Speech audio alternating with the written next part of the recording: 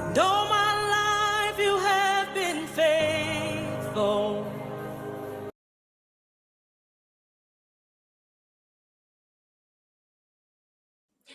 Hey, hey, hey. Can you hear me? Yeah, it should be working. Hi. Hi, guys. I missed you. It's been so long. Just kidding. It's been quite an active week.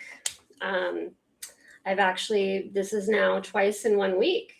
Wow. That's because the case we are here to talk about this evening is very important to me.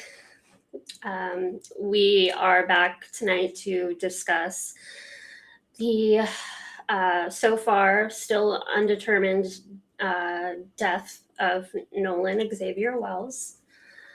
Nolan Xavier Wells was 18. He was just about to be 19 next month when he went out for 4th of July with all his buddies. And they went to Horn Island off the coast of Mississippi. And, you know, drinking, what college kids do, whatever. And the friends he came with, they ended up leaving at 4:30 p.m. because their boat had some service issue with the bilge pump malfunctioning. They were taking on water. So the guys decided to leave around 1:30. Now, the time that those gentlemen on that boat who left say they last saw their friend Nolan Wells was around 3 p.m. that day. The caveat to this story is that all of Nolan Wells' friends that were around that day, except for a couple, are white. And Nolan Wells was a young black man. So when he ended up missing and they could not find him after a search, they inevitably find him face down in the water in his swimming trunks on July 6th, around 8:45 in the morning. They initially said, according to this news reporter, although the news reporter just is saying what the sheriff said, we do not have like a direct source of the sheriff making this claim. But that being said, the sheriff had stated that there were no signs of foul play a day prior to the autopsy being done. Okay? Now, that's fucking stupid.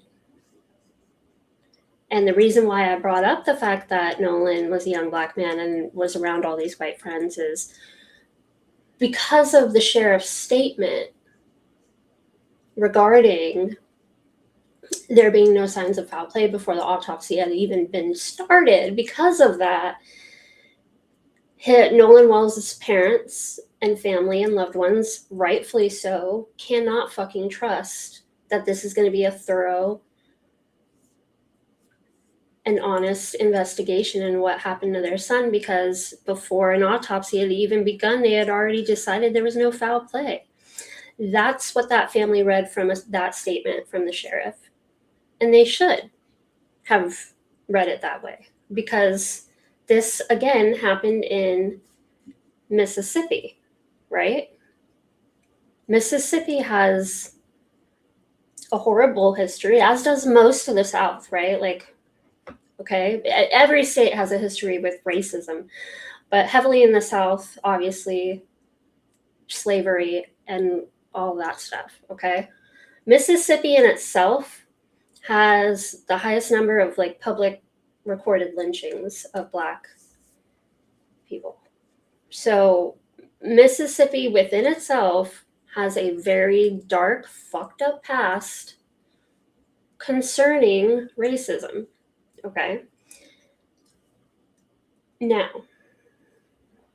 this county in Mississippi, Jackson County, where Nolan was found deceased, they have a sordid history. They had an ex-sheriff who was convicted on, well, he pled guilty to about 31 felonies. And thank God for our beloved Subtext Press coming in and saying 500 plus documented lynchings is legitimately terrifying. Because I know things in my head, but I don't have the facts off the top of my head. So God bless you. But it's bad. It's awful. And by the way, unless you live under a rock, shit still goes down that should not go down over there. Okay? Real bad. And we'll get into that. Now, that being said, so the ex-sheriff guy, this was back in 2013. He pled guilty to 31 felonies of like bribery, corruption type shit, what have you. Okay? So this now, the current sheriff, totally different sheriff, not the same guy. Okay? For all we know, this sheriff is an upstanding man. Okay? Who knows? But if you're the parents of Nolan Wells and your son, who is an athlete, is in college football, he is a good swimmer, a great swimmer, they said. If you find out that he goes missing just poof and all of his friends, all of his white friends end up back on shore, but for some reason Nolan didn't, and then he's missing, and then he's just found face down in the water, and the sheriff decides to say no foul play before they've even looked at him, would you yourself not be like, what the fuck? Hell no. Hell no. I'm not going to just accept that as the answer and just move on. Okay, this isn't like Oakland, California. Shout out, Bay Area. It's not Oakland, California, where you could maybe have a little more confidence in the fact that it is so diverse in the Bay Area that maybe you could be more trusting of your local law enforcement, right? It's not the fucking same thing over there, okay? It's just not. And those of my cranks in here know, another case that I cover and follow is the wrongful conviction of Richard Allen. And we all know how bad the corruption was in that case, right? And there's not even a race thing going on there. That's just straight up corruption of local law enforcement and wanting to pin a horrible murder on an innocent man. You know? That's just that. So the local law enforcement in these small counties, especially, maybe not necessarily small, but like in the South, in the Midwest, Indiana, Ohio, like these places, these local law enforcements, they're fucking right out of the movies with this corruption bullshit. They get away with whatever they want to. You know? It's not brand new. This isn't a conspiracy theory.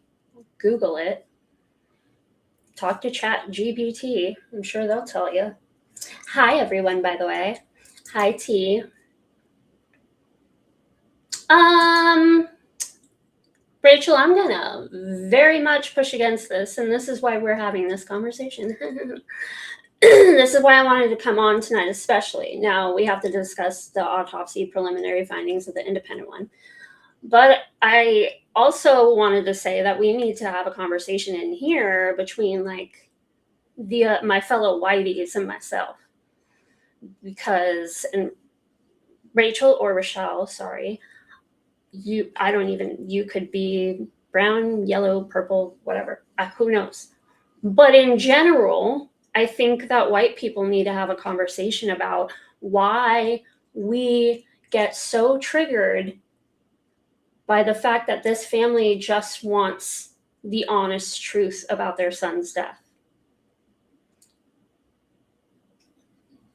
Why does it bother you so much that the family wants a legitimate investigation into what happened to their son after the sheriff in this county that has a corrupt history states there's no signs of foul play before they even have him on a table.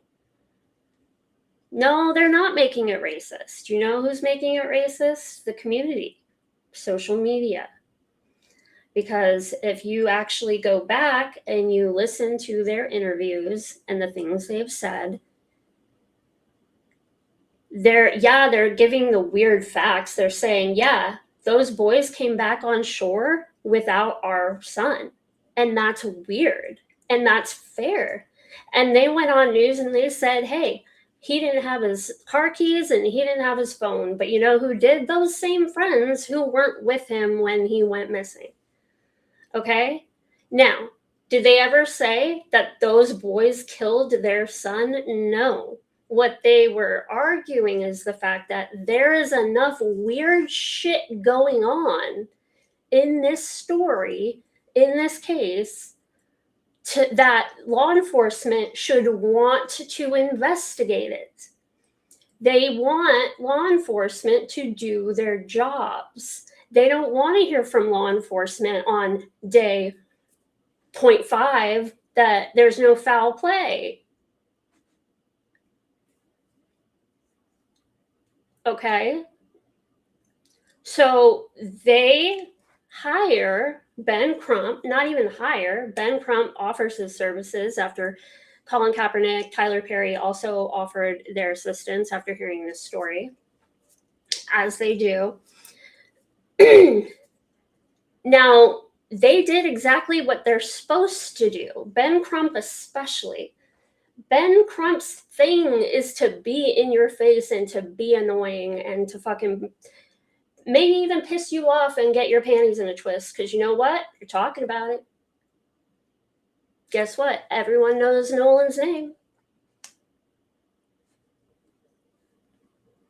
Even if you're pissed off, even if the racial blame game is pissing you off, you're still talking about Nolan.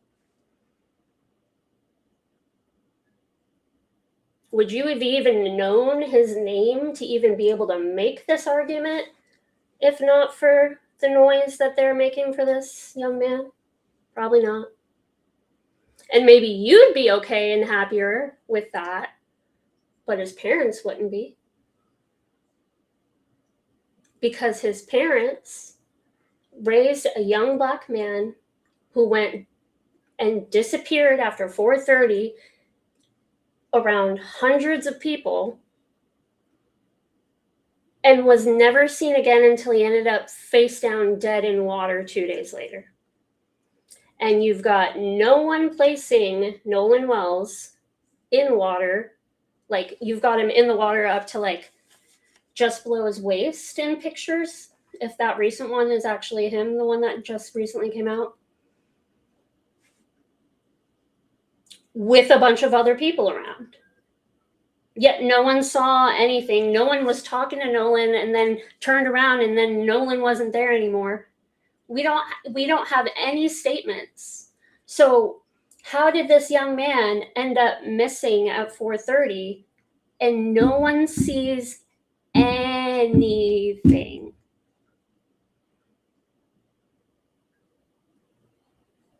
Until he shows up dead. If no one saw him that whole time until they find his body on July 6th, that means that's in the midst of all those people being around. And no one can place seeing him swimming or underwater or anything. Okay? All right, now I've gone on a tangent. We could go back and forth all day. But I do want to get to this real quick. This is an amazing, where'd it go? Where'd it go? Where'd it go? Replace. Didn't go. amazing article I found written by Stephanie Gadlin.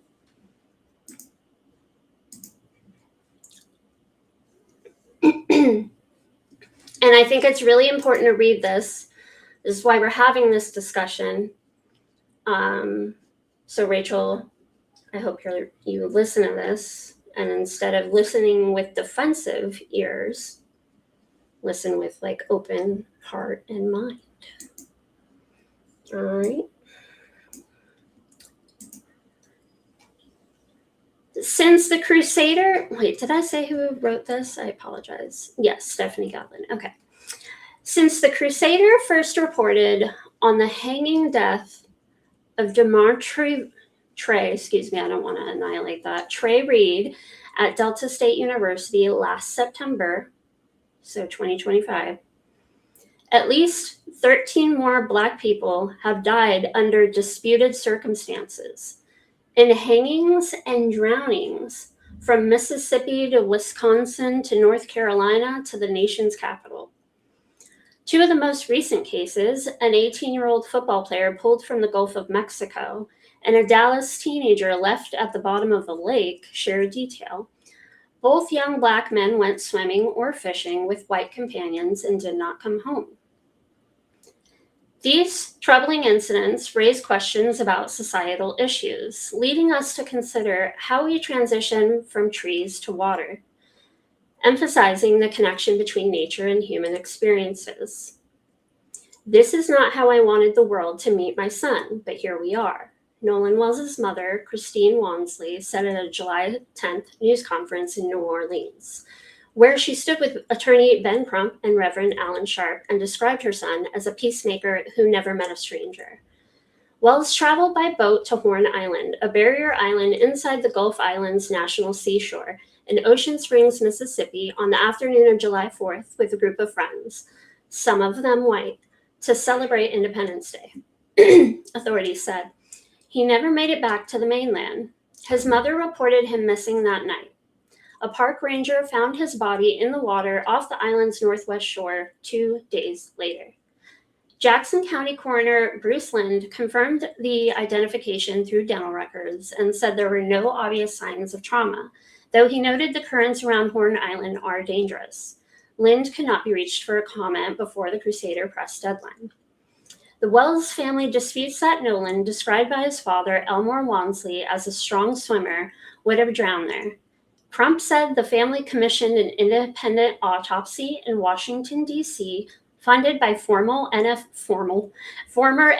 quarterback Colin Kaepernick, who also paid for a second autopsy in Reed's case. Sharpton questioned the racial dynamics of the case. He was one Black teen with 3 young white men who happened to end up with his phone, he told reporters. There's just too many questions. All right, now we're going to go on to what this happened recently as well, and it's eerily similar to Nolan's case, okay? A body left for 4 days. In Rolette, Texas, outside Dallas, 18-year-old Daniel Irving drowned April 13th after he, 19-year-old Lucas Roper, and a 17-year-old juvenile went fishing and swimming at Lake Ray Hubbard, then jumped from a railroad bridge, according to an arrest affidavit. Irving, an honor roll student and swim team member, did not resurface. His body was recovered April 17th. For 3 months, the case sat as a presumed accident. Then, on July 9th, Dallas police arrested Roper and the juvenile on charges of tampering with physical evidence. According to the affidavit, Roper told investigators he discarded Irving's clothing, deleted text messages between the two of them, and told the juvenile to throw Irving's cell phone from a moving vehicle. A reasonable-minded person would know if you are not guilty of a crime, why would you throw away his clothes and delete messages and not even call his mother? Irving's mother, Tamika Irving, said at a July 13th news conference. Crump joined the family's legal team on July 14th alongside attorney Sean Deridia, who is conducting an independent investigation. The Dallas County Medical Examiner's Office ruled Irving's death accidental, and only tampering charges have been filed. The family wants murder charges. Those two suspects let Daniel Irving sit on the bottom of Lake Ray Hubbard for 4 days, Diardia said. They went to school. They lived their lives. I'm going to stop there for a moment.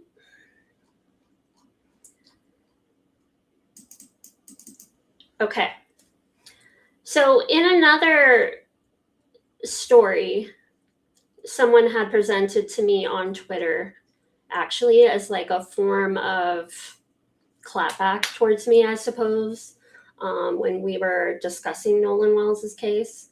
They brought up a different case where another young mixed Black gentleman, like, he ended up drowning in some form or fashion. But the main factor in his story, which I believe ended up being accidental, but his story and Daniel Irving's out of Texas is they were placed actively swimming in the water. Daniel Irving was witnessed and said to have jumped off a bridge into the water. Okay. The other guy was seen swimming towards an island from the boat. So they saw their friend swimming from their boat towards an island, and then they never saw him again. That's not in this case, okay? There's nobody that said, yeah, I saw Nolan swimming from a boat to shore. I saw Nolan, like, swimming from point A to point B. Like, I saw Nolan in the deep water. Like, there's nothing like that. The last reported sighting they have was Nolan on land talking to that girl, as far as I recall. Okay, so that's the issue I have with also the rush to just say that Nolan drowned. Because what do you mean Nolan drowned? Did you see him swimming? Was he underwater? Did anyone see him have issue? Did anyone hear someone call out for help? Did anyone hear anything? Who knows? Because we also, if he goes missing at 4:30 p.m. and no one ever sees him again, according to what we know so far, a ton of people were out there. So they say drowning is a silent killer, and that's true, but it just becomes less and less likely that he would have just been swept up in front of everyone and no one saw a thing at 4:30 p.m. Okay, so the point to get into the minutia of this is, again, to say the last reported sighting of Nolan Wells is 4:30 p.m., 3 p.m., 4:30 p.m. when those guys leave. Okay, then nothing, but he's on land, but nothing, or island, but then nothing, and then he's found face down in the water dead. Okay? And you want to tell me, oh yeah, accidental drowning, obvious, it's so obvious. It's not so obvious because we're missing hell of fucking chunk of time where we have no idea what the fuck happened. So if everyone would stop being so offended by people accusing the poor white boys that left their friend behind and don't know what happened to him because they fucking left him behind. Stop being so offended by that and maybe just support the parents getting a fair and thorough investigation. That's all they fucking want. Why are we fighting against that so hard? Why? Because you don't like that they're accusing the poor white boys? Like, it's okay. We as white people have dealt with privilege our whole life. We can take a few fucking shots now and again. Like, it's okay. We're gonna be okay. We're gonna be fine. You know who's not gonna be fine? Nolan Wells and his fucking parents.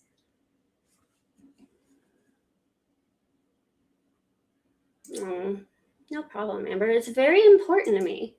Very important to me. Okay, so back to this real quick so we can get to the autopsy findings. Okay. Hangings have not stopped. The hangings that first defined this pattern have continued at a steady pace. On November 13th, 2025, Torrance Tory Medley, 39, was found hanging from a tree. 2025, y'all. Hanging from a tree at the Brookfield Hills Golf Course in Waukesha County, Wisconsin. 2 days after he was last seen leaving his home. Brookfield police called it a suicide within hours. Medley's sister, Sheena, rejected that finding, writing on Facebook that it was labeled a possible suicide before critical questions were examined. The family retained attorney William Sultan and the Milwaukee Waukesha NAACP chapters joined the call for a transparent investigation. February 18th, 2026, this year, 5 months ago, Kyle Basinga, 21, a Georgia State University student, was found hanging from a tree at Fair Oaks Park in Marietta, Georgia, 4 days after he was last seen entering the wooded area alone. Cobb County Commission Chairwoman Lisa Cupid called the manner of death a violent manner that has caused many to think of the days of slavery and of Jim Crow. Cobb County uses a medical examiner rather than an elected coroner, and the case remains open. On April 13th, a 19-year-old Hispanic man was found hanging from a tree on Quackenboss Street, northwest in Washington, D.C., within sight of the Metropolitan Police Department's 4th District headquarters. Police did not disclose the death for 3 days until the Washington Informer began asking questions. The victim's name has not been released. That's fucking weird.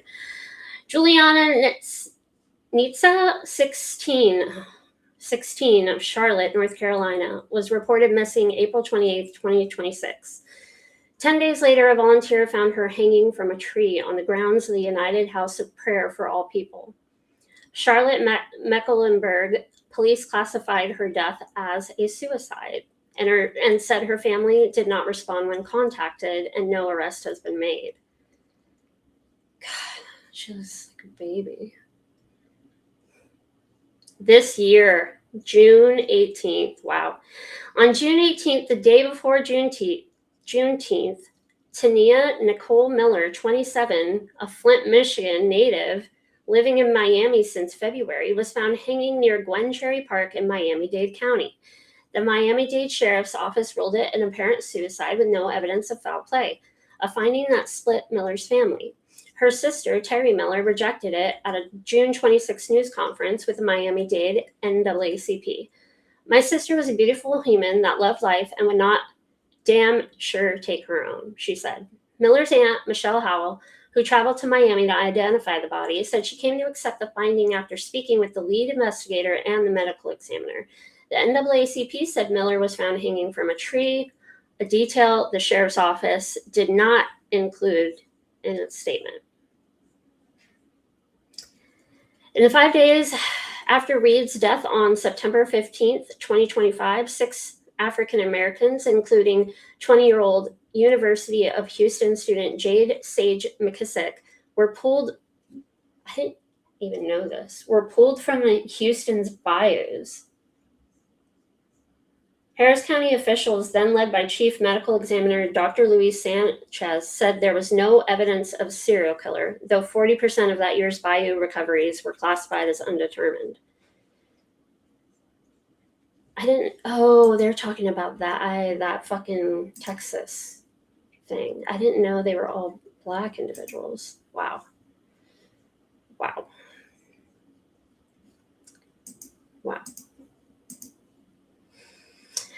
Okay.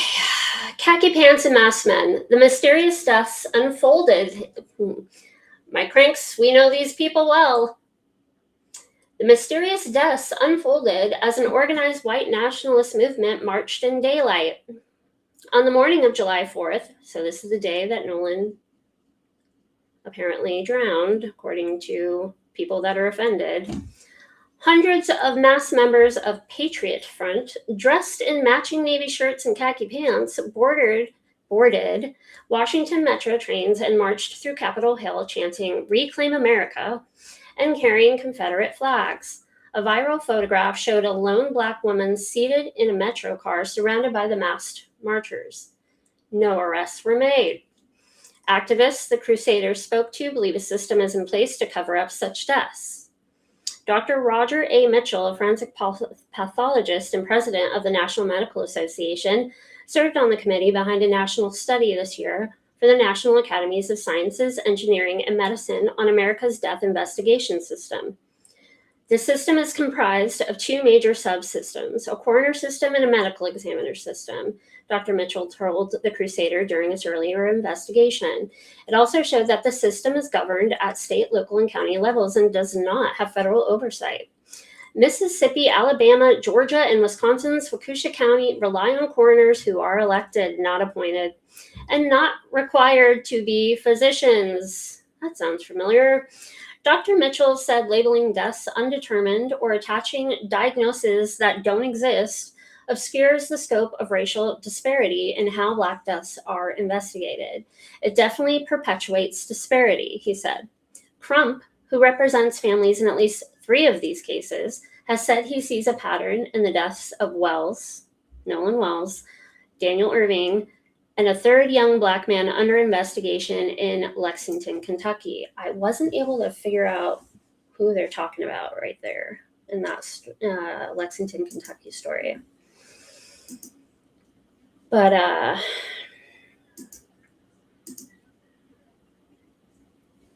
that's all this year, last year. Like, we all understand this shit is fucking still going on. Like, if you follow the Richard Allen content, we did a primer before we start our series with Ray from Dallas, which hopefully is next week after Keith gets back from being out and about. We saw that since 2016, there's been a 1,500% increase in white hate group activity in Indiana alone, right? So Indiana alone, so this isn't like back in my day, right? Back in my day, I'm a lady of a certain age. When I was in high school and like maybe through my first half of the 20s, the KKK seemed to me, from what I learned and shit and what I knew of it, seemed to be like this thing that was in the past. Now, obviously neo-Nazis and all that are still a thing, and racists still a thing. But what I mean is the whole, the Ku Klux Klan, like, I thought it was South who still get together and they're some shit, right? But it's been very recently that I've realized and seen just how fucking bad the white nationalist movement is right now. It's insane, and it's everywhere. And I could go on for days and days about neo-Nazis, but I digress. Like, it's a fucking problem, is my point. All right. So this is all in the backdrop of Nolan's case and many, many other people's lives that may have not been natural or suicide, and their families will never know because they just got swept under the rug as a fucking suicide or a drowning.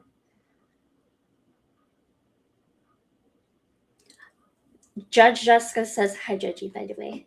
The Mississippi cops that got arrested for the racist and hate crimes that called themselves the Goon Squad was 3 years ago. I don't even remember that. The Goon Squad sounds familiar, though, so if I probably looked at it, I would. Okay, now we are going to get to...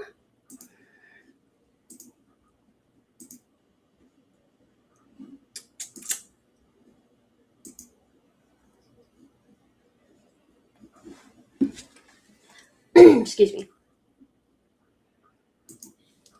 All right, so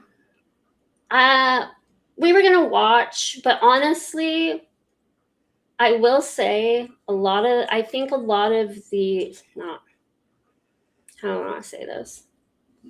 I think a lot of the criticism some people have that I'm surprised that they have criticism, it seems to be more the fact that individuals like Ben Crump and Al Sharpton are representing this family and being so outspoken, and that people seem to have like such a personality issue with those individuals that it's kind of like bleeding into their opinion of this case. That's just me being very, very gracious. Okay? That's just me saying the people who aren't just fucking blatantly fucking racist, all right? So people just have like a personality disputes with these gentlemen, and we could spend all evening debating why that is, but let's not. So I will say the criticism of Ben Crump, in some respects, I understand, because he does put rumors out there, and he's very loose, fancy free with like information and just throwing shit out there, seeing what sticks type shit. Right? And he's a big personality, and he says things that you believe he is making things sound more exaggerated than they are, and that comes across as very like obvious and phony, so people really don't respond well to that. Okay, now that being fucking said, the man gets shit done. All right. So as much as you may not like Ben Crump or Al Sharpton and their annoying theatrics at times, because trust me, I'm no Al Sharpton fan. All right. My generation was like the first generation to be told to like, ew, Al Sharpton, you're annoying.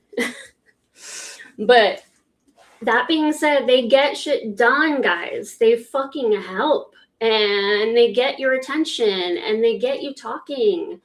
And Ben Crump fucking helped get money for the families of Breonna Taylor and George Floyd, and he assisted the Flint water crisis families in their legal battles. So, like, these are men that have a history of getting shit done and protecting people whose civil rights have been violated. They really have. Like, Breonna Taylor was a real woman. Like, George Floyd was a real man. And these really awful things really happened to them. They really fucking got their lives taken because they were born Black.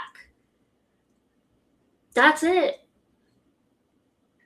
And it's still happening. In that article we just read, it's still happening. If they can fucking get away with it, they will. So why are we mad at the family for wanting to trust the investigation? Why does it fucking bother you so much? Why does it fucking matter? Is it because they're accusing the poor little white boys? So what? And then the white boys will be proven innocent and having nothing to do with it. And that'll be that.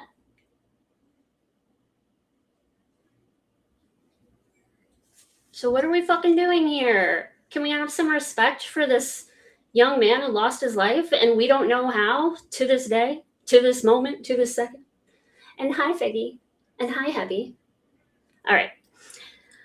So all that being said about Ben Crump is to say that I didn't want to watch him talk about these findings because it was a hard watch, because he seemed like he just kept going on. Like, I really thought they were about to announce that they found evidence of accidental drowning, because he kept fucking going on and on. I'm like, why are you delaying this shit?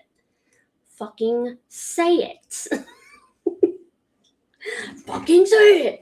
But anyway, so I'm just gonna try my best to read it. All right, these were the preliminary findings of the second autopsy. That is the second independent autopsy that was done. This was conducted on July 10th, Again, remember, they found Nolan Wells's body in right where he went missing from on July 6th at 8:45 in the morning, less than 48 hours after he was last seen. Okay. Preliminary findings. Focal area of red discoloration in the soft tissue of the back of the head, occipital, I hate that word, occipital region. Etiology unknown. A, the body received after initial autopsy. B, the marked decomposition. C, we don't need to go through that. We'll just go to a statement. How about that? Preliminary discussion, and this is his opinion. This forensic pathologist identified several limitations during the second autopsy that creates barriers to establishing a definitive cause and manner of death for Nolan Xavier Wells. The second autopsy performed on Nolan Wells revealed marked decompositional changes. Decompositional, that's a fun word. Marked decomposition can obscure the presence or absence of bruising on the skin surface, especially during a second autopsy examination. For these reasons, additional dissection procedures not performed during the first autopsy were performed to rule out potential blunt force injuries responsible for the death. These procedures included facial dissection, posterior head and neck dissection, dissection of the ribs, pelvic dissection, and subcutaneous and deep soft tissue dissection of the back, buttocks, arms, and legs. There were no fractures or deep tissue injuries identified. However, dissection of the back of head during the layered posterior neck dissection revealed a 12 by 8-inch focal area of red discoloration in the deep soft tissues overlying the occipital bone. The etiology of this finding is unclear. There are no lacerations of the overlying skin nor fractures of the underlying skull. These findings are inconclusive for perimortem injury due to both the extensive decomposition and the absence of associated injuries. This finding, however, is significant enough to be highlighted in this preliminary report for further investigation. It is important to reiterate that this finding could not have been observed in the first autopsy because the posterior head and neck dissections were not performed. Okay, so what that means is they found this discoloration in the back of his head, in the deep tissue, and this is important though, okay? They don't know what caused it. And there are things that can cause that besides blunt force trauma to the head, right? So that could be caused after they get the body from the water, of him just laying, or him on a slab, or there were multiple options they were saying because of livor mortis and the pooling and all that stuff. It also depends how long he was supposedly dead, but we don't have that information. Okay, so it could just be from laying in a position too long. They don't know. But they also notate there's no lacerations, form of lividity. Well, we'll get to that part too. Here's why I have a problem with it being lividity though.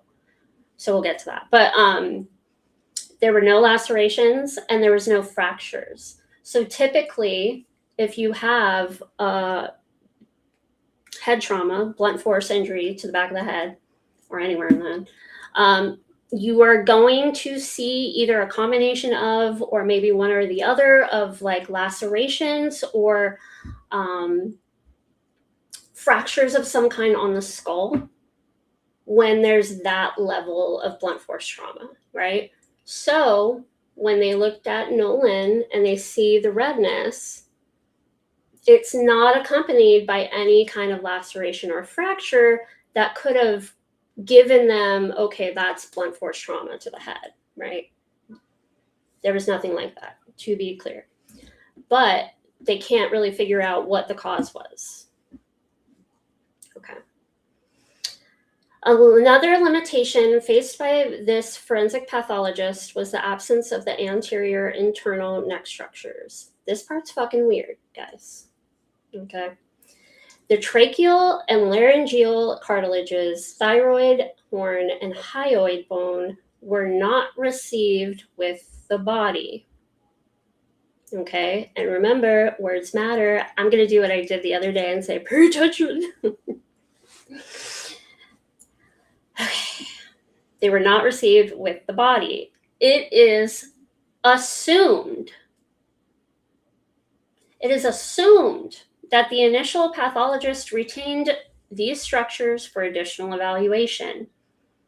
The retention of the anterior neck structures during an initial autopsy is a common forensic pathology practice. Nevertheless, a posterior neck dissection performed without review of the anterior neck structures is incomplete. Therefore, this pathologist cannot rule out injury to the neck as a contributor or cause of death. So, that's fucking weird. Here's why. He's explaining why it's not weird, okay? So, he's saying that if he sees that removed and not with the body, it typically means, and is normal practice, that they removed it for further testing for whatever reason. We can't say it's because they noticed a bone break. We don't know, right? But they wanted to further investigate it for some reason, right? And because of that, it was not left with Nolan's body when it was received by the family to do this autopsy. Here's my problem with that, though. Before giving his remains over, they should have had to have completed the further investigation into those parts, because if they are laying their son to rest, you would get all of his remains back after they're done at the medical examiner's office, all right? They're not going to make you... there are people... That's very important to some people, that their loved ones have every fucking bit of them, all right? Very important to some people. So, like, that's very odd to me. You're just not going to willy-nilly leave out internal fucking structures of a young man's body before giving him back to his family to bear. Right? That's fucking weird. Okay, so that part, when I heard that, I'm like... Now, the reason why I said pay attention to assumed is because that's not a definitive statement, meaning they don't know if that's why it's missing. The doctor is just assuming that that's the case, meaning it seems they weren't able to get an answer as to why, for sure, they did not receive that. And if you guys recall, we knew that the first initial autopsy was done by, I think it was finished by the 8th. I think it was done on the 8th or the 7th. Okay, it was done by the 7th or the 8th, okay? And they didn't tell us anything. And then the family decided they were going to do their own independent autopsy. And in the meantime, Jackson County Sheriff's Department was saying, we're not going to release our findings pending the toxicology report. Okay. Now people had, I sound like Gray Hughes. Okay. Pending toxicology report. So we're like, okay, we've got to wait another fucking 6 to 8 weeks for toxicology. What the fuck? Because if you're saying Nolan Wells was no foul play, accidental drowning, nothing to see here, move on, why wouldn't you just fucking say we found in the preliminary autopsy evidence of drowning or water fluid in the lungs or something like that? You would come out and make that statement and then say, you know, the preliminary findings found drowning. However, we are still pending toxicology results, and so we are not making an ultimate determination on cause or manner of death. Like, that's just normal. I mean, in big cases like Gabby Petito, I don't know why she keeps coming to my mind, but I keep thinking about her.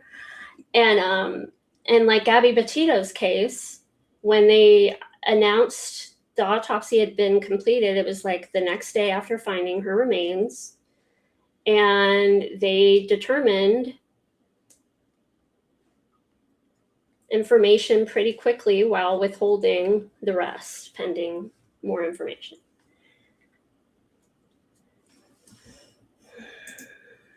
Figgy says it's supposed to be returned even if sent to a lab for additional testing. Ooh. Unindicted, you said, did they do the first autopsy in Jackson? Yes. So the Jackson County Sheriff's Department Medical Examiner Office handled the first one. So yes, and so when they do the autopsies, they remove the organs for testing, and then if they know they're going to give the body to a second autopsy investigator or whatever, they're going to put the organs back in, they bag them again, and they put them in the body cavity.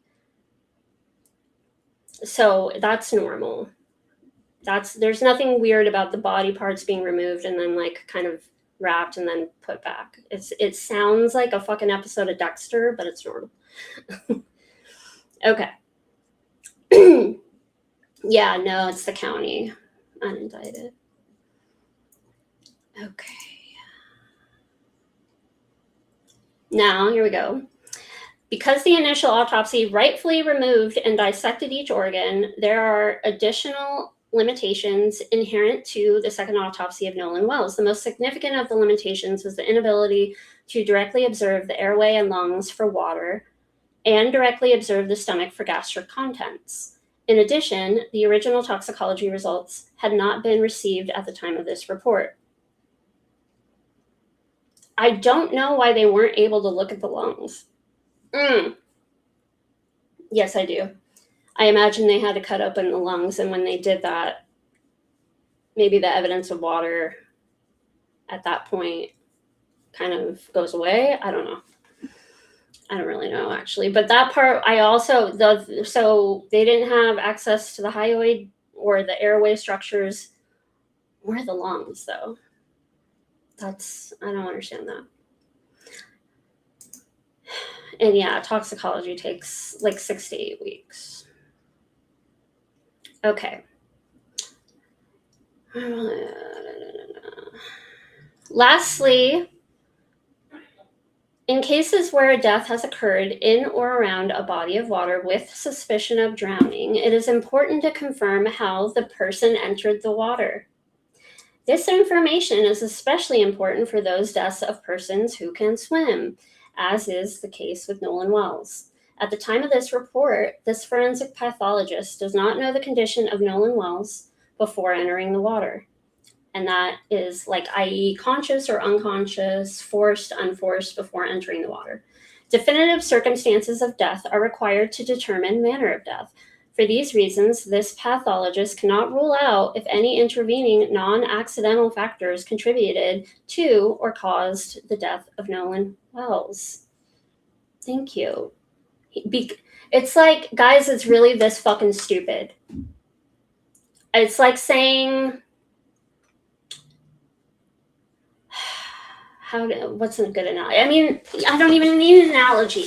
Just because I'm present in water, but the last time I'm seen is on land, and then you don't know what the fuck happened to me, and I turn up face down in water, and you're just going to decide it was an accidental drowning? Nah. I mean, it's really like this. It's like, she drowned. Get rid of her. I don't want to deal with the paperwork. Easy one, boys. Have at it. And that's probably how the parents fucking felt. You know? And then you add him being black on top of that. Like, no, I'm sorry. If I just miraculously end up face down dead in water and no one saw me since fucking in the middle of the afternoon around hundreds of people and I just go poof, you better fucking look into that shit. What do you mean? Then that y'all are just creating a little fucking pool serial killer, a little fucking beach serial killer that just goes around waiting for people to step around water, fucking get them, drown them, and then bring them back to the scene of the crime. Whoopsie! Like, it's that easy? It's that easy to do a murder? I think it's that easy to do a murder, guys. With the following questions still outstanding. Number 1, what were the circumstances that led to Nolan Xavier Wells entering the water? What was the body position when found? We know this. They said, if we're to believe the fucking Cajun Navy, who I had to fight on Twitter today, guys. I am not kidding. I was fighting with whoever is fucking running the Twitter page of the fucking Cajun Navy. God help me. Okay. And they said he was face down, which also face down is typical in drownings, to be fair. Was the water in the airway? They didn't have access to the airway. Is there any evidence of injuries to the interior neck structures? Is there any evidence of intracranial hemorrhage, subdural or... I'm not going to even try that. What was the composition of the stomach contents? What are the toxicology report findings? Now, Mav, I did. Mavy Poo. Hi, babe. Oh, I will give details. Oh, I will. All right. Now, real quick. This is the image of where the redness was. This is why the only issue I have with the lividity of it all is I don't understand what position Nolan would have had to be in for the redness to be here. But they commented that maybe he was on a slab for too long. So that leads me to believe that maybe a slab where they put someone's remains may have some sort of thing there where that part of the head may rest on. I don't know. I'm just trying to look at all angles. I'm not a professional. I am not a doctor, so don't trust me. Judgy says, so this person didn't have any organs or what? No, he did. They were all already examined in the first autopsy. Then they were like bagged up again and then put in the body cavity for the second examiner to then remove and inspect themselves. So all of the organs were in except the hyoid bone, the airway structures of the neck, and I don't know. I don't know what happened with the lung situation either. It's not very clear.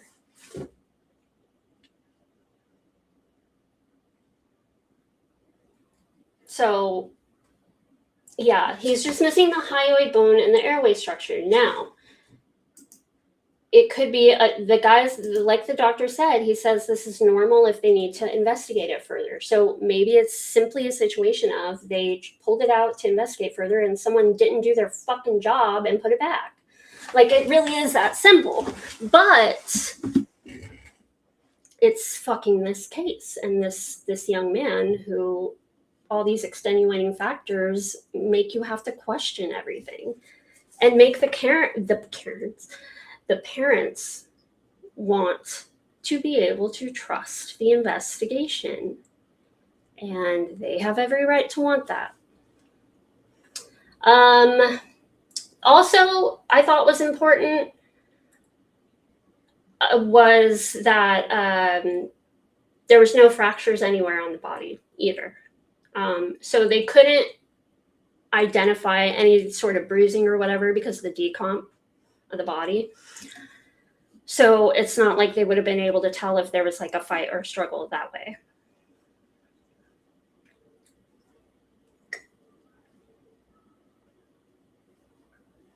Okay. Let's see. That's that on that one. Okay. Now, Tammy is amazing and sent me part 2 of the fucking interview of Nolan Wells' best friend, Warren. Remember on Criminality on Tease Lab last night, we watched part 1, which is a whole lot of fucking nothing. So let's take a gander and see. Let's see how long this is. You can tell how many parts there's going to be by how long this is. 13 minutes. 13 minutes. This is going to be 10 motherfucking parts, y'all. This motherfucker is going to milk every fucking second worth out of this. That puts a bad taste in my mouth. But you do you, boo.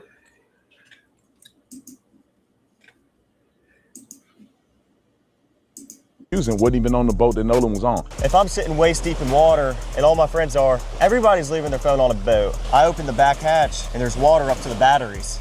And that is obviously not good. Nolan decided to stay on the island with the girl that he was with. And the girl is a witness to that too. Yeah. We're in Mississippi right now. We're getting ready to recount the exact path that the boys took, also with Nolan Wells, from where they docked the boat at, all the way out to Horn Island and back. The boys are going to explain to me exactly what went on, how many people were there, how many boats were taken out, which I think the world is going to be completely dumbfounded when they realize what the truth really is, because the lies have been pervasive.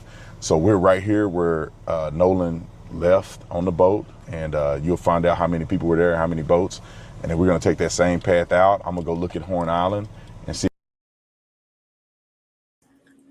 I want to say real quick before we get to this that I personally don't fucking even at this point, like, I'm not trying to accuse anyone of doing anything until we even have a fucking cause of death, right? That being said, as far as like the guys he went there with and them coming back without him, the way they said, at least the guys that we know were on that one boat, on Wyatt's boat, the one that had the issue with the bilge pump, or maybe that was Warren's, I can't remember. But whatever boat that was that had the issue and had to go back, I can probably safely imagine that those guys had nothing to do with it, right? I just, it doesn't seem like it when they were on the thing, unless Nolan was on that boat with them and we find that out, then I would look at them kind of crazy. But like, there's no reason to think Nolan was with them.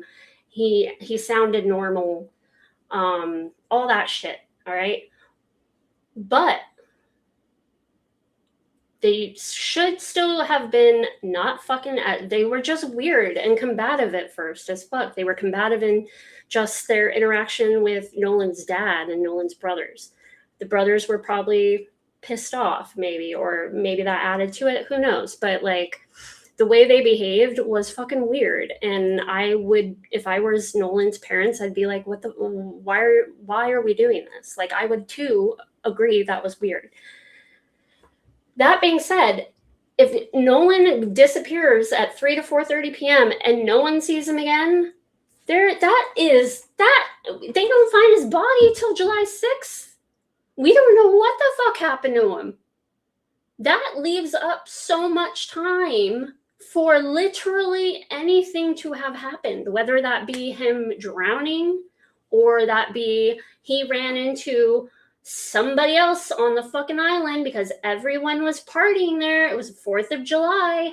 Maybe he fucking ran into some white people who don't make friends with the black students at their school. Did no one think of that? No. I mean, oh, he drowned. Well, what if he fucking ran into some real pieces of shit after the friends left? What about that? Like, that's so possible. And yet, we just want to argue and bicker and bitch about the poor innocent little white friends. Why? I don't fucking care about them. None of us should care about them. Well, care about them as humans, maybe. But like, It's not about them. I don't give a fuck. It's about Nolan and what happened to him. Okay? And I'm not yelling at you. I'm yelling with you, you know? Like, I'm just pissed. I don't give a fuck about them more. I don't. I care about what happened to this young man. Okay, but that being said, I do want to hear from them and their retelling of everything and what went down from their perspective. All right? Exactly where they could have been to get a perspective that the media don't even care to try to do. And then we're going to take the trek back and we're going to find out exactly what happened to Nolan. This is the reason why I'm here, man. I want you guys to have a voice. I want you guys to be able to speak out and show what the truth really is, and then let the world decide. I just don't want you guys to end up in a situation where your story never gets heard. Right here is where Nolan and probably 20 other kids got on the boat. So it's not just Nolan and 3 other kids. That was a lie, that was a myth. I'm gonna prove that. Right here is where the kids were docking, and we're gonna show you a video that coincides. I'm gonna walk at the exact angle that the video is being broadcast from, so you know that I'm exactly where I.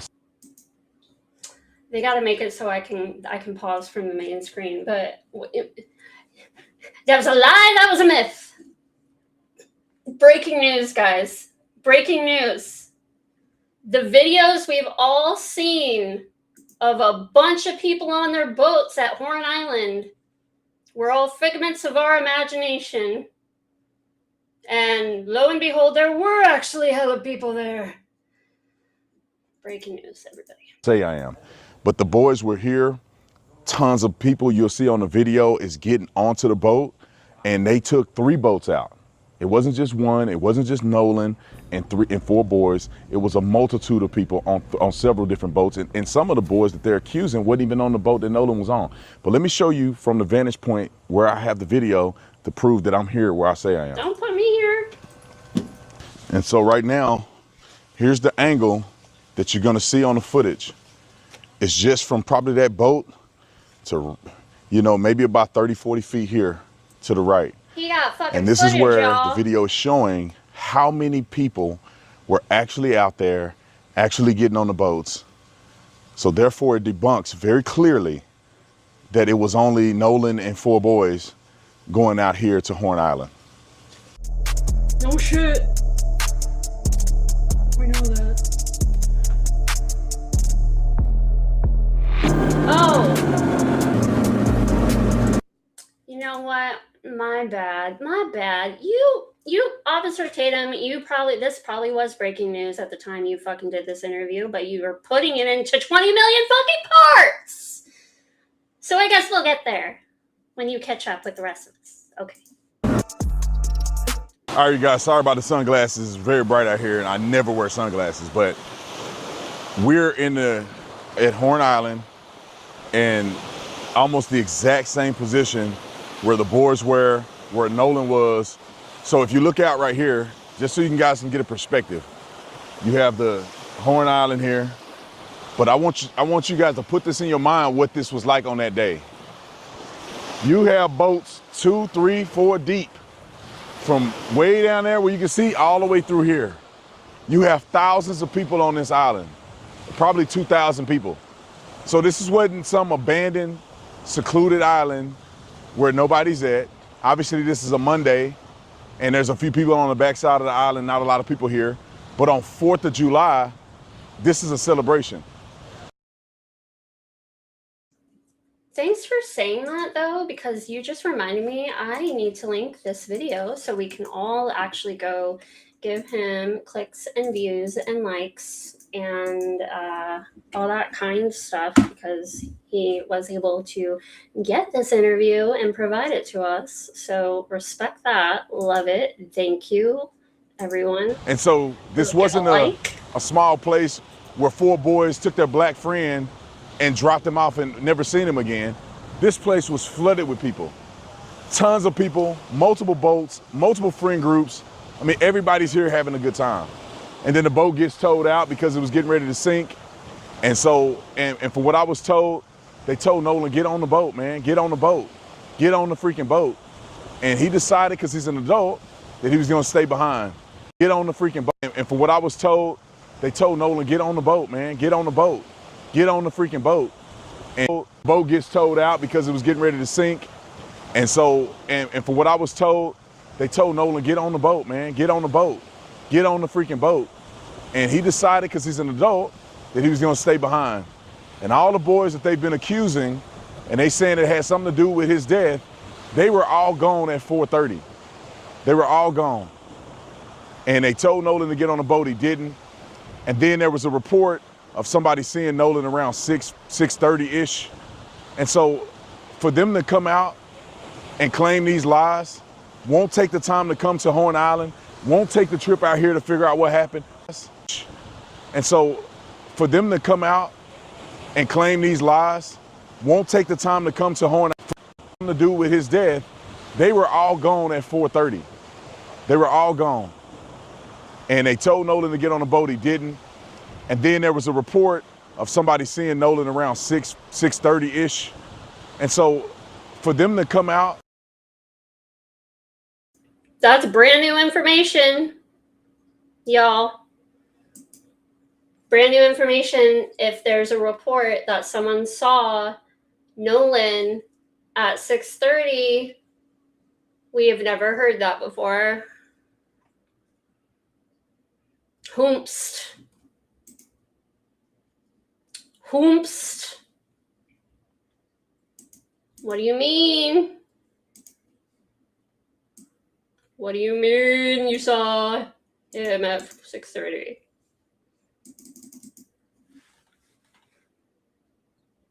Because what that tells me is even more people saw and experienced seeing Nolan after the guys left at 4:30. So who was he hanging out with after 4:30 then? Because if you've seen him, then if you're investigating it the way you should, Jackson County, I imagine you have tried to find and interview whomever were the next people hanging around Nolan.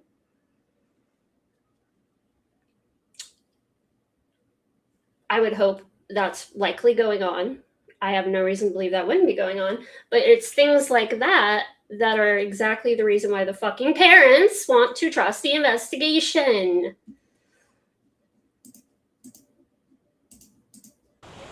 And claim these lies, won't take the time to come to Horn Island, won't take the trip out here to figure out what happened, won't talk to anybody, pushing an agenda is wrong. And that's the reason why I came out here. I wanted to see for myself, what did this look like? What could have happened? You know, does the stories line up based on what I've seen and what I've heard from people that live here that were involved in this situation? This is where the lie started. People were putting out on social media, knowing that they're lying, that this is what it was like on a day that Nolan and his friends came out here to Horn Island. And if it was 4 or 5 people and they came out here and Nolan was with them and maybe it was a few people out here like it is today and Nolan came up missing, then maybe it would be suspicious. But they didn't take the time to give context. I'm sorry, what?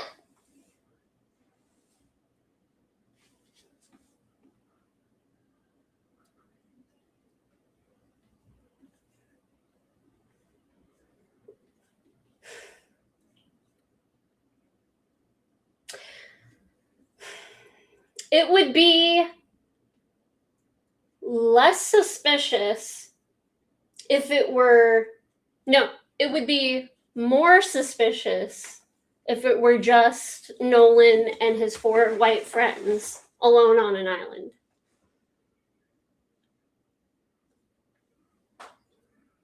No. It's more suspicious that there were hundreds of people and no one knows what happened to Nolan.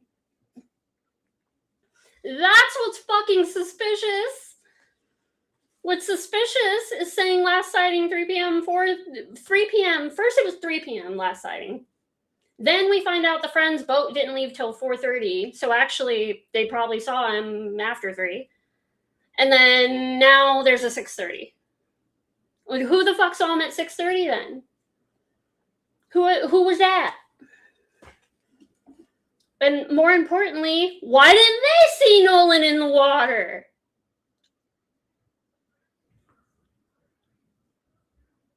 You tell me the cops wouldn't come out immediately and let us know that they have witnesses that identified seeing Nolan actively in the water swimming? Fuck out of here. To the people, because they're evil and they're liars. So if it was like that right now, when the situation happened, I could see how people had a concern. But you got to replay this moment with thousands of people here. If anything would have happened directly involving Nolan and his friends, you can't tell me that thousands of people wouldn't have seen anything happen. And so that's pretty much why I want to come here and show you guys. This is what they want you to believe it was like on that day, which is a lie. They want you to believe they came to a secluded island. This is my point with, I think everyone is just so butthurt over these fucking boys. Everyone is so fucking butthurt that people were calling his friends into question. How dare you? They can be completely innocent, and that's awful. No one should receive death threats. That goes for them. That goes for Nolan's family. They'll be okay, though. Like, they'll be okay. Nolan's dead, and we gotta figure this shit out. So fucking what? That people wanted to look at the friends that should have fucking stayed back with their friend or made him come. Like, and if the two other fucking boats that they were with other friends stayed, then when did they fucking see Nolan? Tell us about what they said. I don't know. There's just too many fucking questions still. And that's why, again, the parents have every right to fucking want answers here and still want answers. And it's fucking wild to me that anyone would sit here and say that that family should just move on and accept it's a drowning. Accept it's a drowning. We have no autopsy preliminary results that tell us a goddamn thing, but just accept it. Fuck out of here. Just four of them, and then Nolan is left behind, and then his body's washed up on shore, and nobody knows what happened. Nobody could have seen what happened but the boys. It's a flat out lie. Who said they murdered him? People on social media? Who cares? I know the parents didn't say they murdered their son. You know? I don't mean, and I'm not shouting at you, Tammy. I love you. Sorry, passionate. Is there anything that you want to say, you want people to know about this whole experience? Yeah, I mean, from someone, if someone's not from here, it's kind of hard to understand, you know, where the island drops off and how the island works. But, you know, there's plenty of people out here, especially on the 4th of July, you know, this is where people come out to celebrate. And I mean, if you film the water, you can see right here, Brandon, where it drops off. I mean, you can see literally where it drops off. So, I mean, it goes from about waist deep water right there to neck deep. And then it drops from neck deep all the way to like 17, 20 foot. I mean, we weren't even a quarter mile out the island and when we were leaving, and I mean, it was 30 foot of water. Yeah. So, I mean, if we're walking towards the east right now, but if you walk down to the west, that's where the west tip of the island is, and that's where the current picks up very, very bad. People talk about the phone situation. I wanted to, because the way you articulate it, I just walked in the water with my pants, they're wet. And you can tell right away that if you're hanging out in the water, it doesn't appear, in my opinion. From what I looked up, it was actually like 83 to 85. Yeah, it was pretty fucking hot. Which would mean the state of decomp should be worse, by the way. And there's still rumors that they didn't see bloating. We still don't know about bloating. That you would have your phone on you. Is that typical for people to have their phones, or? No, I mean, people come out here, especially on the 4th and, you know, Memorial Day, like, you know, days like that, they come out here to celebrate, and people get on the water to be off their phones, first off. Second off, if I'm sitting waist deep in water, and all my friends are, everybody's leaving their phone on a boat, in a lake, you know, if you're sitting on a pond, and no one's getting out of the water with their phone in their hand, unless, you know, it's to take a quick picture. But most of the pictures taken on the 4th of July were on the boat. Yeah. I mean, and, you know, salt water, if you drop your phone in salt water, most of the time you're not going to get it back. Yeah. I mean, you know, especially the water's murky right now because there's been a lot of rain. You can't see, the visibility isn't good. The water isn't clear like it was last year around this time. And, you know, like no one has their phone though, usually. I mean, unless you're crazy, I'm not walking around with my phone in my hand. They've been walking around Horn Island, you know. How many people left the phone on the boat? Was it just his phone when y'all left, or right. did other people have phones on the boat? Absolutely not. Like there was at least, well, I rode out here on a different boat, like I told you, and I grabbed my phone when I left the Palm Beach to get on the boat with Triton. To get on the boat with Wyatt because we were having, you know, boat issues. And when I got on the boat, there was phones everywhere on the console. I mean, everywhere. There was everybody's phone that was sitting around the boat was on the console. Like we had phones that we didn't even know whose they were, you know, and people just leave their phone, especially when people are drinking and, you know, they're not in the right state of mind. A lot of people are like, oh, I'll just leave my phone and I'll get it later, you know? And that's the way it is around here. You know, you don't take your phone and walk around the island. You know, there's plenty of phones on the boat and, you know, spread out between the 3 boats that we had. And I mean, we had 20 plus people spread between our 3 boats. So of course, everybody's phone was on the boat. I never saw someone in the water that day sitting with their phone in their hand, scrolling on anything or even taking pictures in the water. Yeah, someone might hop out the boat. You know, a lot of girls like to take pictures, you know, in the water. And so do guys, but, you know, girls want to take pictures in the water. Half a second, you might hop out the boat and be like, oh, I'm snapping this picture of myself or of someone else. But as soon as I get back in the boat, I'm putting my phone up and I'm getting back in the water and I'm hanging out with my friends. Yeah, that's just common sense, man. I mean, and describe to me what the day was like. I saw a video online. How hectic was it out here? I mean, right now it's barren. There's not a lot of people out here, but clearly that's not what it was on the 4th of July. So, like, how dense was it with people here? Well, I mean, you look at all the videos, you know, that are spread out online, and a lot of them, you know, you can't believe what you see all the time online. You know, you know that better than anybody. But, I mean, there was boats lined up all the way down the island. And there was rows. There was a first row, there's a second row. We were in the 3rd row where it drops off. And then there was even boats in front of us. And this went all the way down towards the east end of the island. And then there was people on the east tip. And we're on the north side now, but there was people on the south side too, lined up all the way down.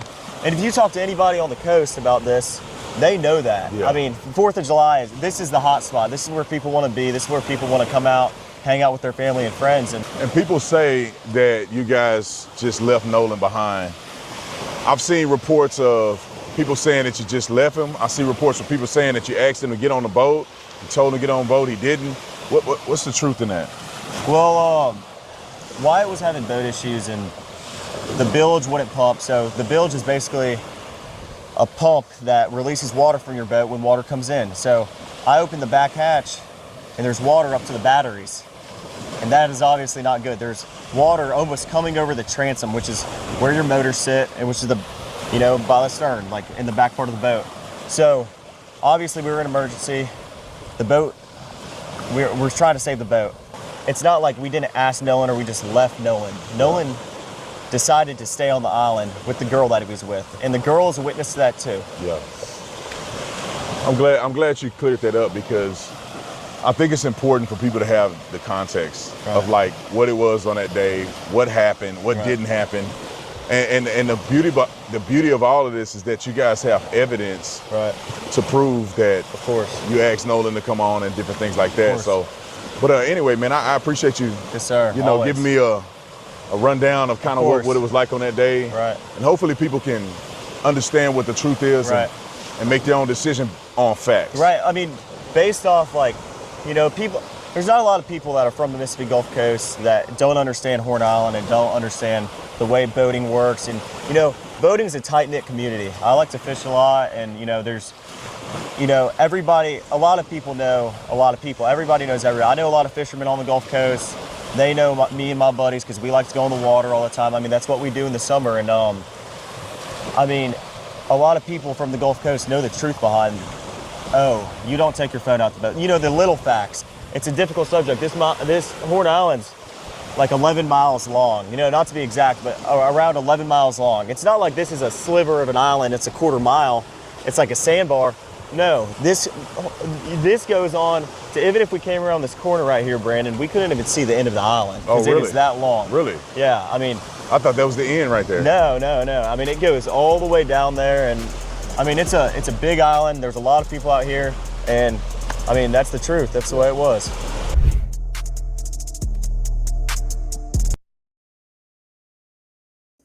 God damn. That was it. Bro. Thanks. Thanks, Officer Jim. I can't wait for part 113 in 6 months. All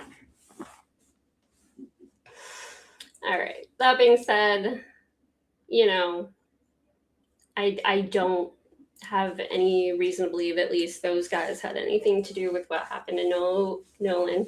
If anything happened to Nolan, that was foul play. There are many, many, many ways it could have happened.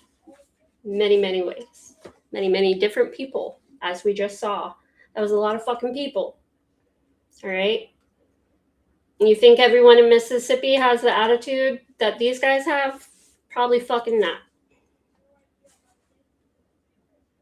So maybe it'll help if we shut the fuck up about the friends and just focus on the fact that we don't know what the fuck happened to Nolan after a certain fucking time in the day, which now we're hearing 6:30. Okay. Like we don't know what happened to him, and to just tell his parents without anyone placing him literally in the water, actively in the water,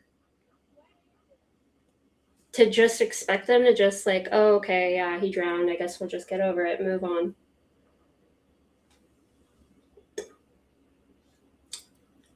And I do want to say, Tammy had said earlier about Crump insinuating that the friends had something to do with it and stuff. I will say that Ben Crump has absolutely been, what's the word I want to use? Inflammatory? Inflammatory? Is that the word I want to use? Like, he definitely riles people up and throws situations under the bus and throws out willy-nilly rumors and all that shit to drive in information, but also attention. Tammy, a dick.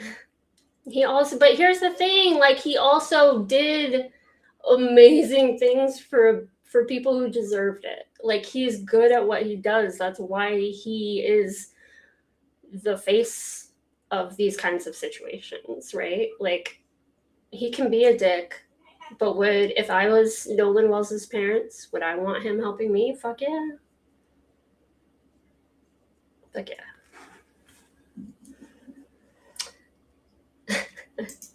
But we love Tammy, and he can be a dick. He is confident. No, that's women if you call them a bitch. I'm not a bitch. I'm confident. Fucker. Y'all, I just want like everyone to just like let this family get the fucking investigation they deserve, and I just don't find it necessary for the people to, the family just want attention and they're just suckers and like, why does it bother these people so bad that this family just wants people to figure out what happened to their son?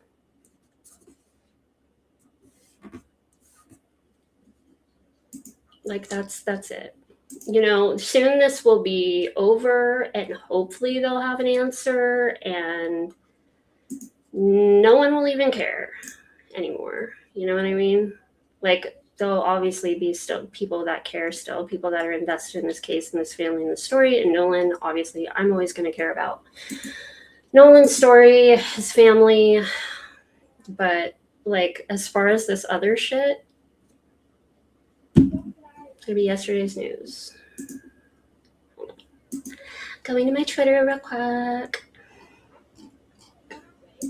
Did you send it already? Is my shipping slow, T?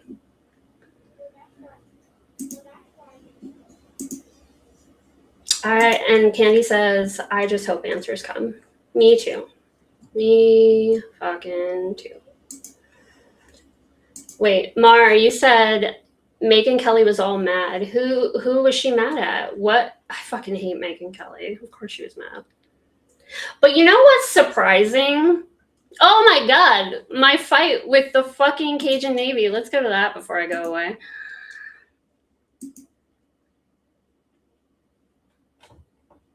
Hold on. T just sent me this. I want to take a look. It's gonna let me. There we go. Okay, this is someone, Ivy. Is this the Ivy? T that we were trying to figure out? Okay, so this says, you can see me and my husband standing in the back of the boat in the video. The person yelling is someone in our boat, who is a mixed guy, by the way. Not that race matters, but to a lot of people around this case, it does. Also, the guy yelling is also a part of the friend group Nolan was with and had been around them all day. But the guy was yelling because got in a fight with a white guy, and we broke it up and put him on our boat. That's who we think is Tristan. He was pissed because he wanted to fight, and we wouldn't let him. 2 other white kids ended up fighting the original fight starter white guy. But the video is taken after the fight was already over, and DMR also showed up shortly after. Video was at 4:01. I remembered seeing a video on Anna's story and told her to look through the footage. We saw someone resembling Nolan in the background. He was not involved in any way with the actual altercation that happened. We were just trying to help with the timeline of things and possible documented sightings. Since it was originally stated he was last seen at 3 p.m., but video is at 4. Well, T, I don't know if you heard, but they also in that interview said, that guy said there's a report of someone seeing him at 6:30 now. So now we also have a 6:30. Which is wild. 6:30 is brand new. And, you know, and that, there's probably so many people that have called in and given information that we don't know about at all, right? So there's that. Now, real quick, though, I want to show y'all my fight with the Cajun Navy earlier, because I was going to bring up Nancy Grace, and this would be the perfect way to bring up Nancy Grace. Oh, I got to get through all the posts of me yelling at Jess Machado for being a disgusting loser piece of bitch whose claim to fame is her special talent of meowing and telling people what jurors wear at trials. Kitty, chill. Okay, here we go.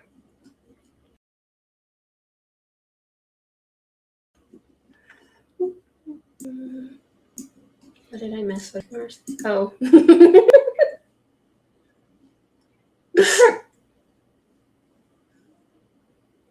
Don't be Erica Morse. Feed your cat.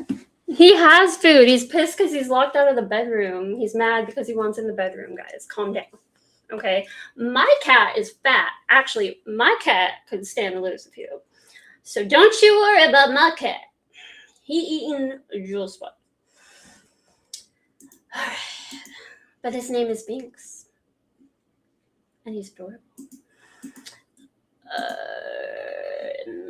Okay. Share.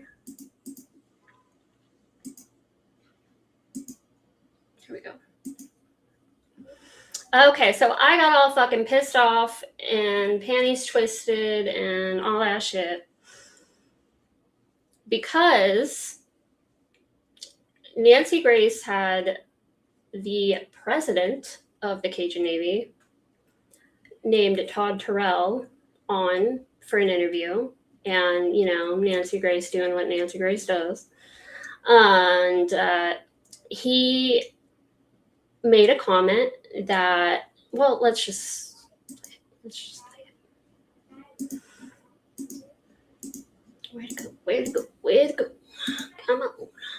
Which would have meant that he drowned. Now, As I recall, Todd Terrell, Nolan was face down, still fully clothed on the beach. Is that correct?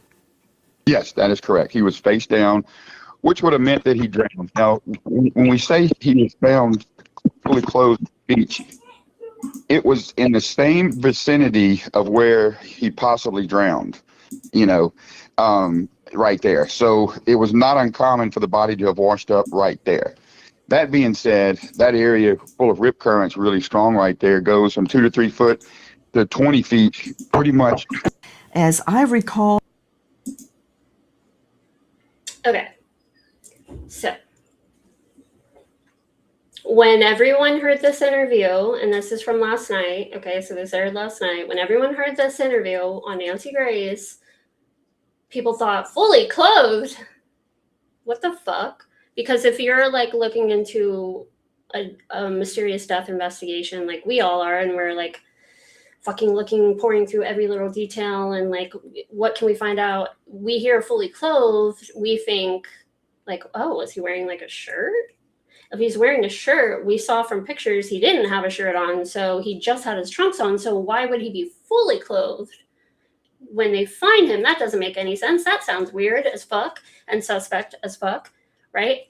So she started it by saying, if I recall, he was face down, fully clothed. And then the gentleman repeats, you know, when I say fully clothed on the beach, and then he talks about whatever, and the water drop off, how it goes from like shallow to really deep. Okay, right? So anyway, everyone freaked out. Like, what do you mean fully clothed?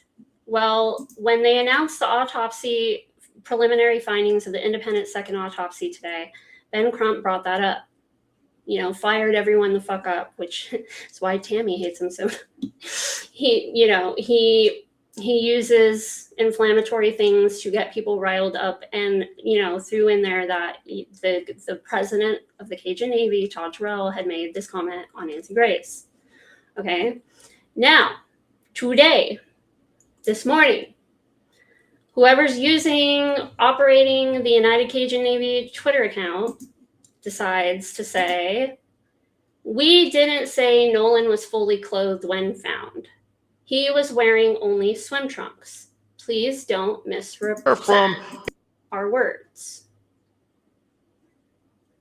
Here goes my ass. I'm hell of annoying. So I'm like, anyway, Justice for Nolan, and I like posted that. But more importantly, this comment here, why did you tell Nancy Grace he was fully clothed? To which they reply, didn't. To which I reply, did. With the video, direct quote. United Cajun Navy responds, you just proved us right and you wrong. Exact quote. That's correct. He was face down. We never said a word about fully clothed. That says Nancy, and she corrected her. Watch her show tonight. So if anyone's seen that episode, I'll take a gander when I can. She probably clarified she meant only trunks. However, that's not the important part here. We never said a word about fully clothed. And I said, God damn, y'all are slow as fuck, because they are. But like here. Beach. Fully clothed beach. Fully clothed beach. Fully clothed. Okay, we got it. This motherfucker says you had to edit it by.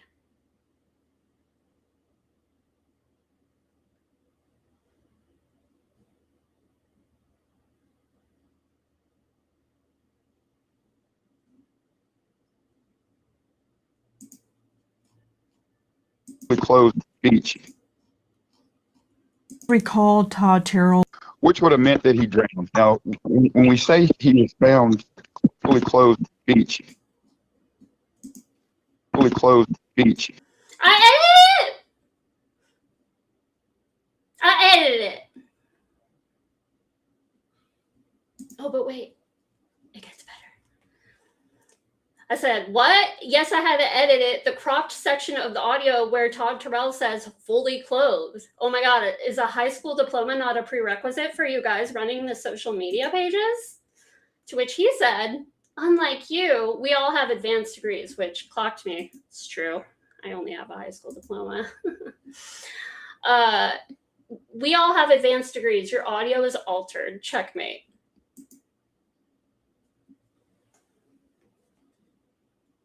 My audio is altered. My audio that I got directly linked from the Nancy Grace YouTube channel is altered. Okay. Got it.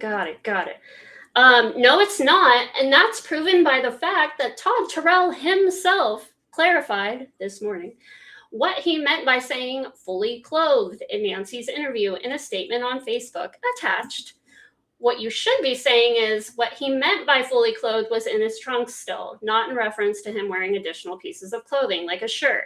But just lying about your president's own words used in this audio clip we can all get from Nancy's YouTube is wild. And your college degree should get a refund. Anyway, here's Todd Terrell. Nancy asked me about Nolan being found fully clothed, to which I answered yes, he was found fully clothed. To me, Nolan appeared to be found wearing shorts or a swimming suit as opposed to being unclothed, as numerous social media posts and comments suggested. That part's a little weird to me because I don't know. Hold on. Sorry, I got distracted. Because I don't know anything about anyone trying to say he was found nude. But I guess that happened. Whatever. I'll take his word for it. Whoever the fuck, even though these people are fucking lying clowns. And then anyway, so he replies to that. So far, everything you have posted helps us and hurts you. Whoever is running your account, running my account is just me. It's like, that's me. Has the IQ of a squid. He clearly explains in this post that he was referring to swim trunks. Yeah, that's what I just fucking said. But you didn't.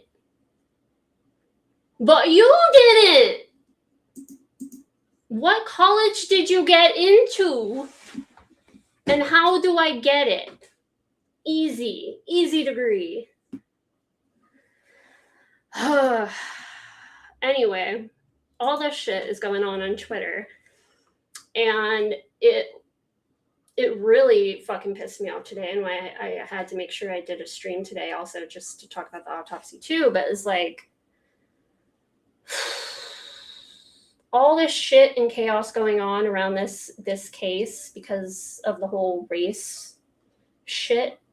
The last thing that this family needs is for their civil rights attorney to be unnecessarily targeted by the Cajun Navy for lying, and then making, all that's doing is turning the public more against this family.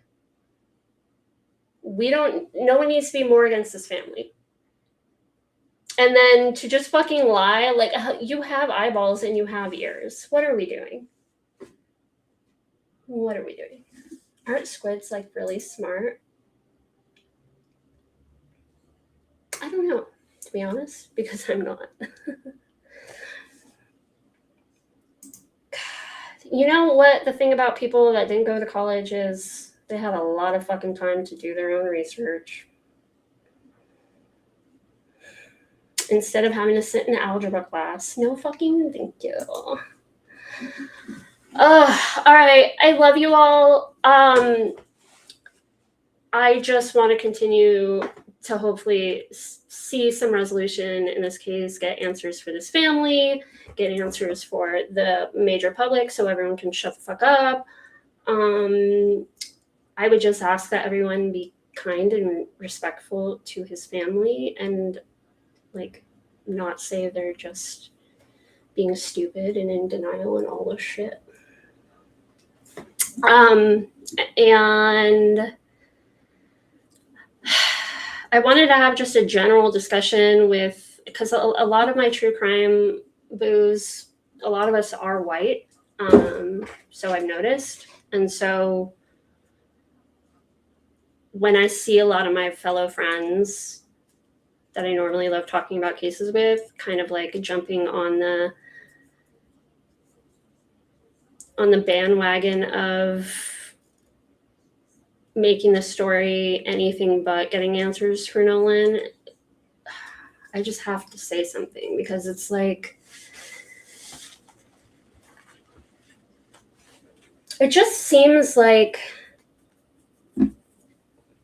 white people get so offended by some things that they're so caught up in like feeling anger about the blame, or like, well, I didn't fucking do that type shit, that like they can't see past that and just try to see through to the families and the everyday people that experience this shit every fucking day that we'll never experience, we don't get. And like, be okay with the fact that, yeah, maybe we'll take some blame for the shit our fucking racist ass ancestors did, and maybe we didn't do that shit, but that doesn't mean we can't acknowledge it and learn from it and support them and speak up for them if we think something unfair or unjust is going on, or if we feel like they have every right to want a thorough and trusted investigation. Like, just like fucking Rick Allen deserved a thorough investigation with uncorrupt police officers, Nolan Wells does too, because there's a lot longer history of Black people being killed for no reason other than being Black than there are anything else in this country. So